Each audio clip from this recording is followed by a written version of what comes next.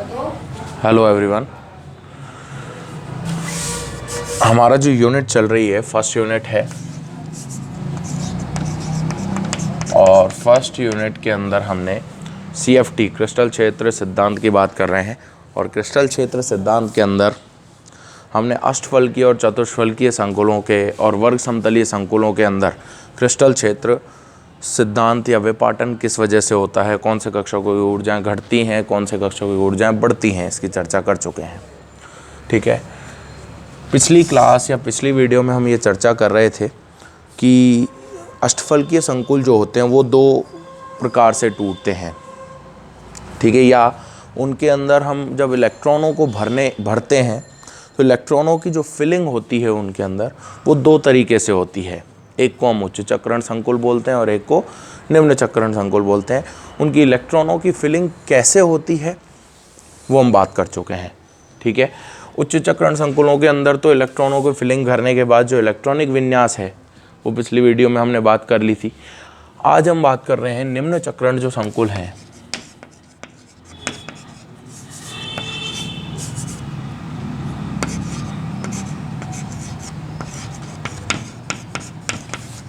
निम्न चक्रण संकुलों में निम्न चक्रण संकुलों का इलेक्ट्रॉनिक विन्यास। ठीक है, कि निम्न चक्रण जो संकुल होते हैं उनका इलेक्ट्रॉनिक विन्यास आप कैसे निकालेंगे। तो हम ये कह रहे हैं कि जब डी कक्षक होते हैं, जो केंद्रीय धातु परमाणु के जो 5 डी कक्षक होंगे, 1 2 3 4 5, उनमें से अष्टफलकीय संकुलों के अंदर तो 2 तो ऊपर जाते हैं जिनका नाम हम बोलते हैं EG। ठीक है, और 3 जो कक्षक हैं वो नीचे आ जाते हैं जिनको हम बोलते हैं T2G। क्लियर? T2G में कौन कौन से कक्षक होते हैं? DXY, DYZ, DXZ। और EG के अंदर जो कक्षक हैं वो हैं DX² -Y² और DZ²। इनकी ऊर्जा बढ़ जाती है, इनकी ऊर्जा घट जाती है। और इन दोनों कक्षकों के बीच का जो ऊर्जा का जो क्रम है उसको हम किससे बोलते हैं? डेल्टा O से, जिसे बोलते हैं क्रिस्टल क्षेत्र स्थायीकरण ऊर्जा, crystal field stabilisation energy, CFSC के नाम से जानते हैं। ठीक है, हम निम्न चक्रण संकुलों की बात कर रहे हैं और निम्न चक्रण संकुलों के अंदर इलेक्ट्रॉनों की जो फिलिंग है वो आप किस प्रकार से करते हैं वो हम पहले चर्चा कर चुके हैं। एक बार फिर हम उनका इलेक्ट्रॉनिक विन्यास लिखेंगे तो कैसे भरेंगे, ध्यान देना। सबसे पहला जो इलेक्ट्रॉन है वो इसमें जाता है। ठीक है, यानी अगर D1 इलेक्ट्रॉनिक विन्यास है, D1 के अंदर पहला इलेक्ट्रॉन यहाँ जाएगा। ठीक है, तो D1 इलेक्ट्रॉनिक विन्यास होगा तो पहला इलेक्ट्रॉन कौन से कक्षक में जा रहा है? DXY में। या हम कहें किन कक्षकों में जा रहा है? T2G कक्षकों में। ठीक है, क्लियर? तो इसका जो इलेक्ट्रॉनिक विन्यास हो जाएगा वो क्या होगा? T2G1 और EG में कितने हैं? 0। क्लियर? समझ आया? D2 की अगर मैं बात करूं, यानी D के अंदर अगर 2 इलेक्ट्रॉन हों तो यहाँ दूसरा जाएगा और दूसरा का इलेक्ट्रॉन कौन से में जाएगा? DYZ के अंदर। और DYZ के अंदर जो इलेक्ट्रॉनिक विन्यास क्या बनेगा? T2G 2 EG 0। ठीक है, D3 की अगर हम बात करें तो तीसरा इलेक्ट्रॉन यहाँ जाता है। भाई हुंड का नियम यही कहता है कि जब तक सभी कक्षकों के अंदर एक एक इलेक्ट्रॉन नहीं आ जाए तब तक आप युग्मन नहीं कर सकते। क्लियर? तो क्या बनेगा? T2G 3 EG 0। यही स्थिति तैयार होगी। ये तो बिल्कुल सेम है जैसे हमने उच्च चक्रण संकुलों के अंदर इलेक्ट्रॉन की फिलिंग की थी।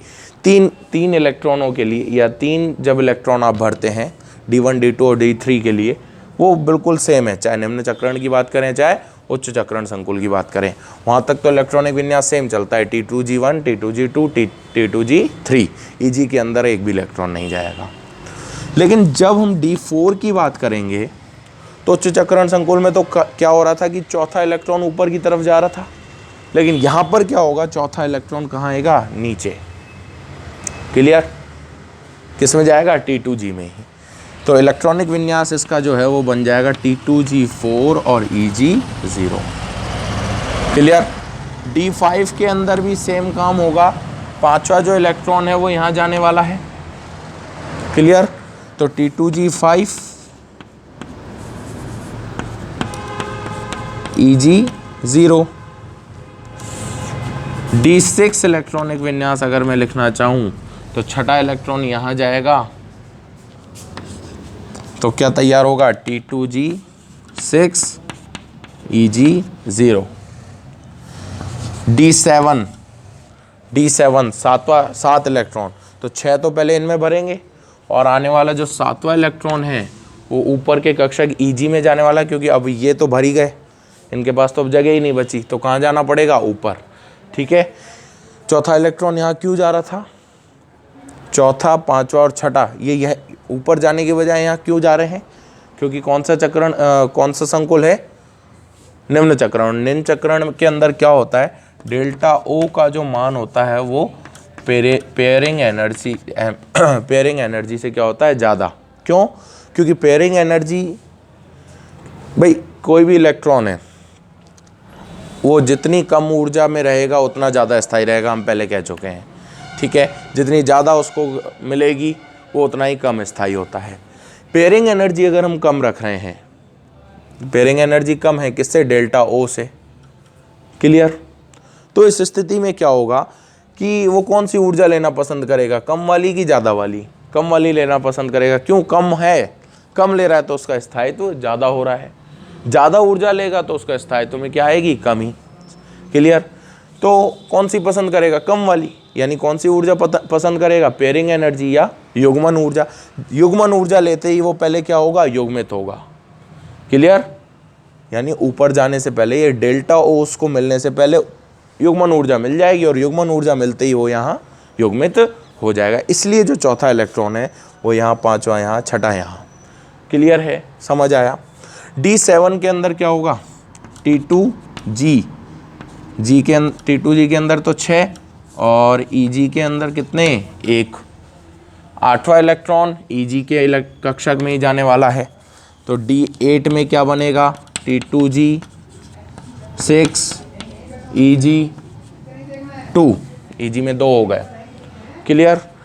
D9 इलेक्ट्रॉनिक विन्यास लिखना है वो अगर, तो T2G तो 6 ही रहेगा, Eg में कितने आ जाएंगे, 3, यानी नवा इलेक्ट्रॉन अब यहाँ आएगा और 10वां यहाँ आ जाएगा। तो ये स्थिति में D10 क्या तैयार होगा, T2G6 Eg4। तो अगर आप देखें कि उच्च चक्रण संकुल और निम्न चक्रण संकुलों में इलेक्ट्रॉनिक विन्यास में फ़र्क कहाँ आता है, तो देखो स्टार्टिंग के जो 3 हैं, D1, D2 और D3, ये तीनों जैसे उच्च चक्रण संकुल में थे वैसे ही उनका इलेक्ट्रॉनिक विन्यास निम्न चक्रण संकुल में भी चल रहा है। क्लियर। D4 में फ़र्क है, D5 चेंज है, D6 चेंज है। आप उच्च चक्रण संकुल से इसकी तुलना करेंगे तो D4 दोनों में अलग अलग होगा, D5 अलग होगा, D6 अलग होगा, D7 अलग होगा। ठीक है। और D8 अलग होगा। बोलो क्लियर, समझ आ गया। बाकी ये जो 2 हैं, एक मिनट, सॉरी, D8 भी सेम होगा, D8, D9 और D10, ये तीनों भी क्या होंगे, सेम। तो स्टार्टिंग के तीनों उच्च चक्रण निम्न चक्रण में सेम है, अंत के तीनों उच्च चक्रण निम्न चक्रण में सेम है इलेक्ट्रॉनिक विन्यास। बीच के जो बचे D4, D5, D6, D7, ये चारों जो हैं वो उच्च चक्रण संकुलों और निम्न चक्रण संकुलों में अलग अलग इलेक्ट्रॉनिक विन्यास दिखाते हैं। कारण क्या, कारण वही कि उच्च चक्रण संकुलों में तो डेल्टा ओ का मान कम होता है युग्मन ऊर्जा से, इसलिए पहले वो डेल्टा ओ लेकर के ऊपर की तरफ, ऊपर वाले कक्षकों Eg कक्षकों में चले जाते हैं इलेक्ट्रॉन। और निम्न चक्रण संकुलों में युग्मन ऊर्जा का मान ज़्यादा होता है, युग्मन ऊर्जा का मान कम होता है, किससे, डेल्टा ओ से। तो पहले उनको युग्मन ऊर्जा के बराबर ऊर्जा मिल जाती है क्योंकि वो कम ऊर्जा है, जिससे पहले उनका क्या हो जाता है, नीचे युग्मन हो जाता है। फिर उसके बाद अब जब ये भर जाते हैं तो उसके बाद कोई जगह नहीं है, इसलिए उनको ऊपर जाना पड़ता है।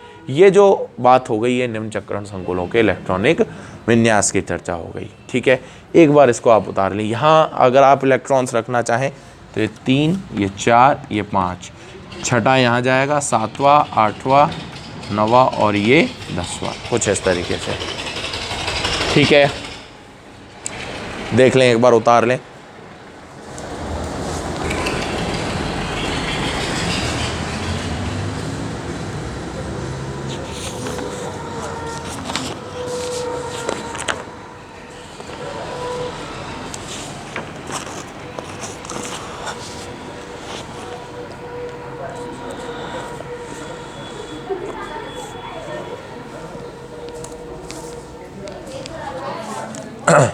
चलिए देखिए,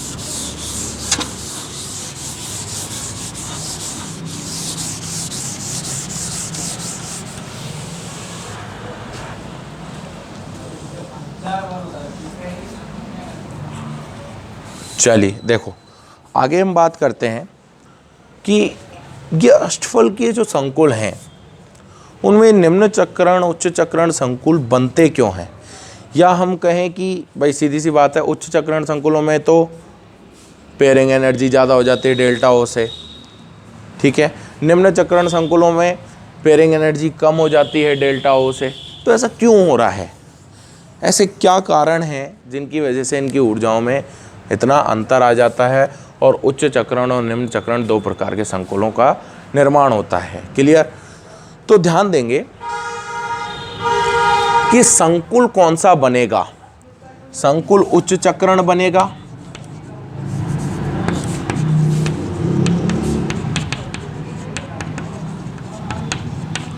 या निम्न चक्रण बनेगा।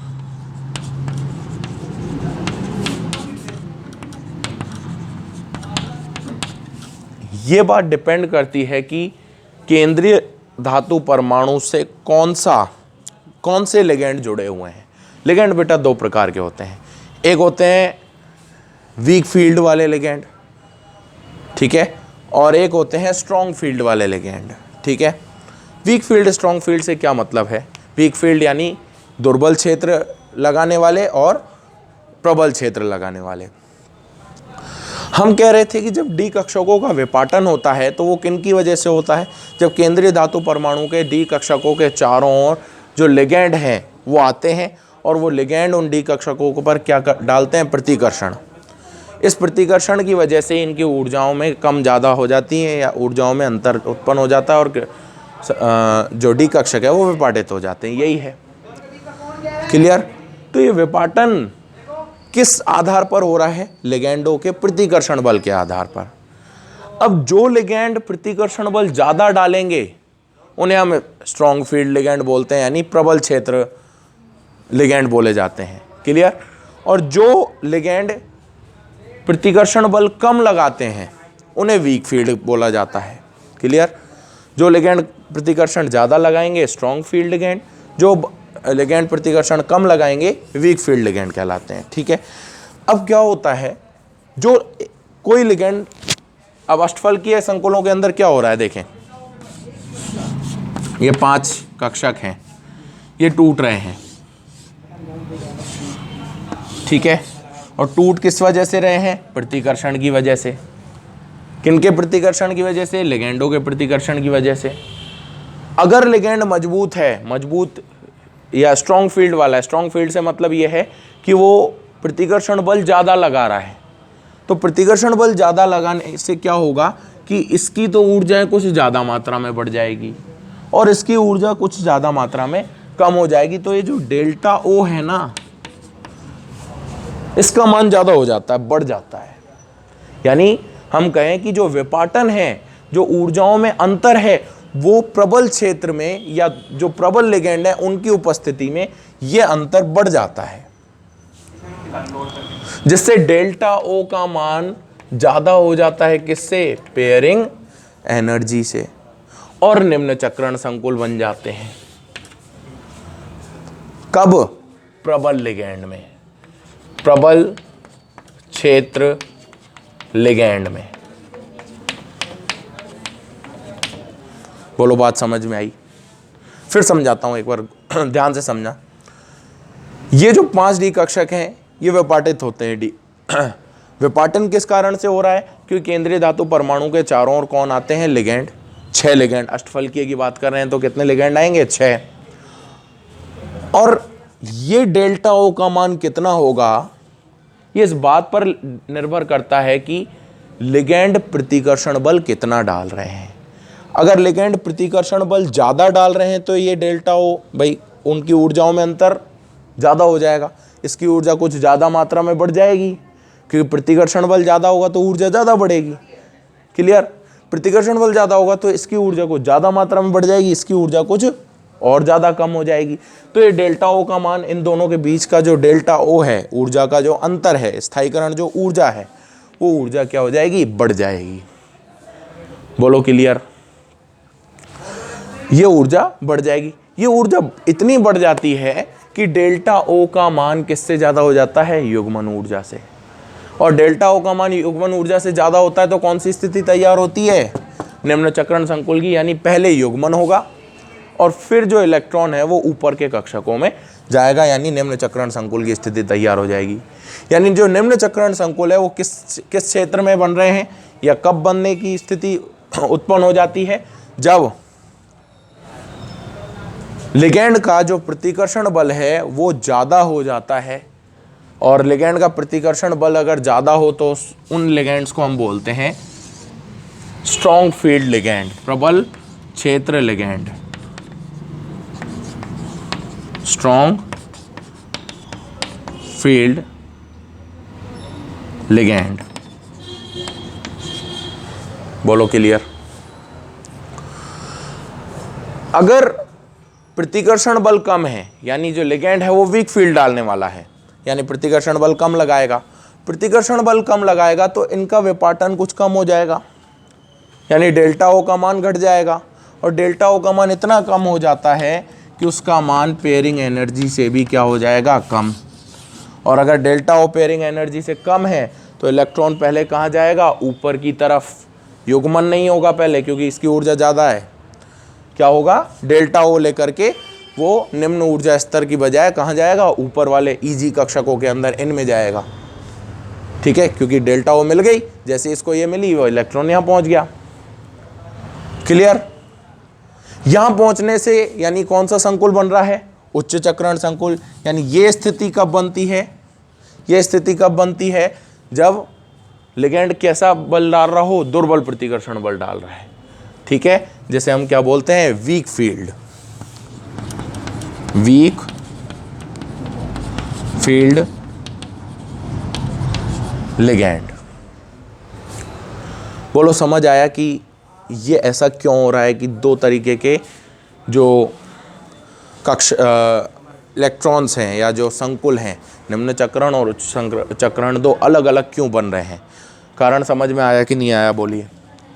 क्लियर? क्यों बनते हैं एक बार फिर समझा देता हूँ कि प्रतिकर्षण बल ज़्यादा, अगर लिगेंड जो है वो प्रबल क्षेत्र डाल रहा है, प्रबल को ले लेते हैं पहले।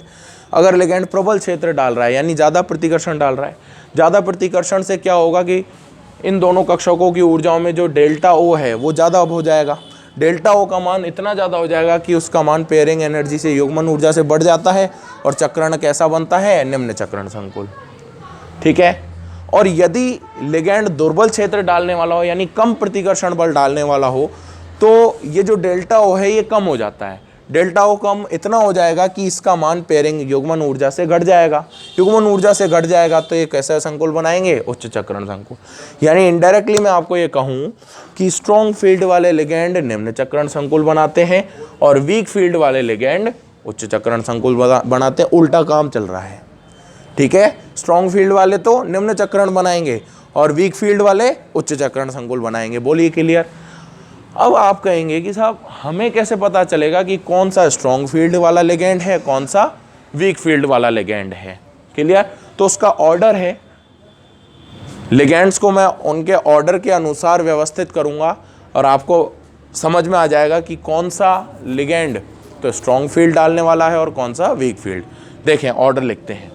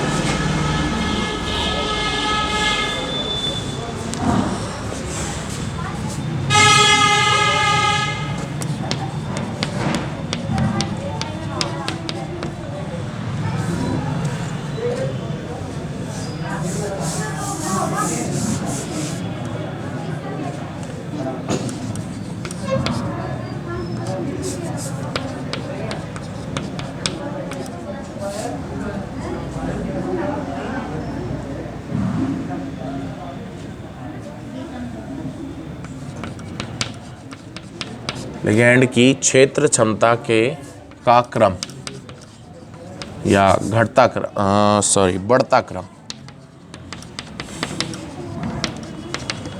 ठीक है। और ये जो क्रम है ये आपको बताएगा नहीं, ये आपको रटने की चीज़ है। एक बार रट जाएगा तो आपको पता चल जाएगा कि कौन से संकुल के अंदर तो निम्न चक्रण संकुल बनेगा, कौन सा उच्च चक्रण संकुल बनेगा, ठीक है। देखिए सबसे पहले I माइनस, उससे ऊपर Br माइनस, उससे ऊपर S माइनस 2, उससे ऊपर SCN माइनस, उससे ऊपर Cl माइनस, उससे ऊपर N3 minus, C2H5O minus, F minus,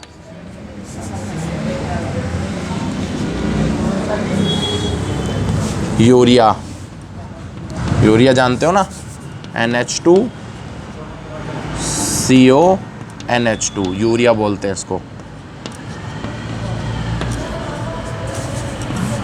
उससे बड़ा OH माइनस, उससे बड़ा C2H5OH, उससे बड़ा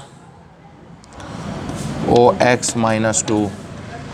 ऑक्सैलिक एसिड होता है ये, ऑक्सैलिक अम्ल होता है ये होता है इसका सूत्र ये,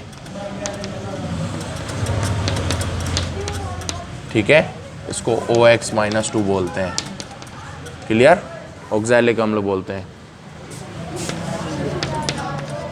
ऑक्सैलिक अम्ल, ठीक है।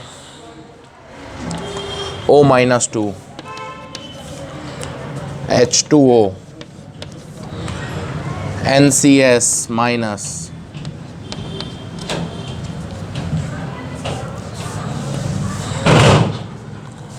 EDTA, अच्छे से जानते हैं EDTA, एथिलीन डाई अमीन टेट्रा ट्राई एसीटेट, EDTA जानते होंगे अच्छे से। अमोनिया, प्रिडीन, EN डालते हैं, जानते हैं, एथिलीन डाई एमीन।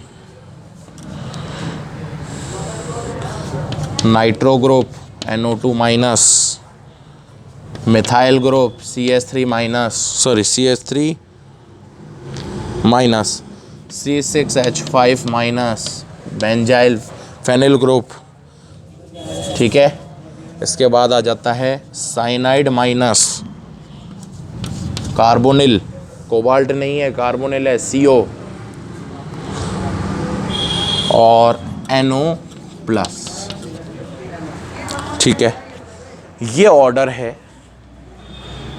लिगैंड की फील्ड स्ट्रेंथ का, यानी सबसे ज़्यादा जो फील्ड स्ट्रेंथ है, यानी सबसे ज़्यादा जो प्रतिकर्षण बल डालेगा वो NO+ डालेगा, उससे कम CO, फिर साइनाइड, फिर ये नाइट्रो, एथिलीन डाइप्रिडीन, अमोनिया, इस तरीके से घटता जा रहा है। यानी हम ये कह सकते हैं कि हैलाइड्स लगभग ये हैलोजन्स हैं सारे,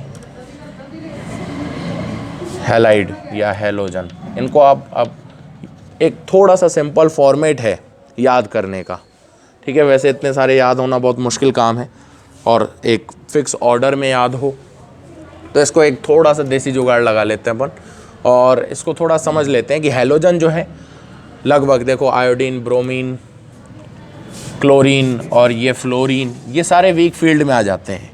ये वीक फील्ड चल रहा है, ये वीक फील्ड बढ़ता जा रहा है, और यहाँ पर सारा स्ट्रॉन्ग फील्ड आ जाएगा। क्लियर। ऑक्सीजन वाले जो भी हैं, ये सारे ऑक्सीजन के हैं, देखो यहाँ तक ये सारे लगभग मॉडरेट मध्य में आते हैं, मध्य, ठीक है। ये हैलोजन है, ये नाइट्रोजन है, नाइट्रोजन वाले यौगिक। इसके बाद सॉरी, नाइट्रोजन वाले नहीं है, ऑक्सीजन वाले, ऑक्सीजन वाले। इसके बाद नाइट्रोजन चालू हो जाता है यहाँ से, ये नाइट्रोजन है, प्रेडीन यहाँ तक, ठीक है। ये नाइट्रोजन वाले यौगिक,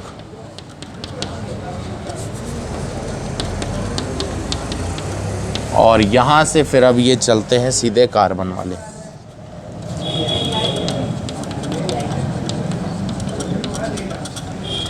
मतलब हैलोजन जो है वो कम प्रतिकर्षण डालेंगे, ऑक्सीजन वाले उससे ज़्यादा डालेंगे, नाइट्रोजन वाले उससे और ज़्यादा प्रतिकर्षण बल डालेंगे, और कार्बन वाले सबसे ज़्यादा स्ट्रॉन्ग फील्ड के अंदर आते हैं। क्लियर, समझ आ गया? तो आज की क्लास में इतना है। एक बार आप देख लेंगे, अच्छे से इसको याद कर लेंगे, अगर याद हो जाए तो ठीक है, नहीं तो एक थोड़ा सा सिंपल पैटर्न मैंने आपको बता दिया है। कोई भी कॉम्प्लेक्स आपके सामने अगर आता है तो आप कम से कम इतना तो अंदाज़ा लगा ही लेंगे कि उसके अंदर अगर लिगैंड के रूप में हैलोजन है तो वीक फील्ड डालेगा, ऑक्सीजन वाला परमाणु है तो मॉडरेट यानी बीच में, नाइट्रोजन वाला स्ट्रॉन्ग फील्ड में आ जाता है, और कार्बन वाले जो परमाणु हैं वो और ज़्यादा स्ट्रॉन्ग फील्ड बनाते हैं। क्लियर, समझ आ गया? तो आज की क्लास में इतना है। नेक्स्ट क्लास में गुड बाय।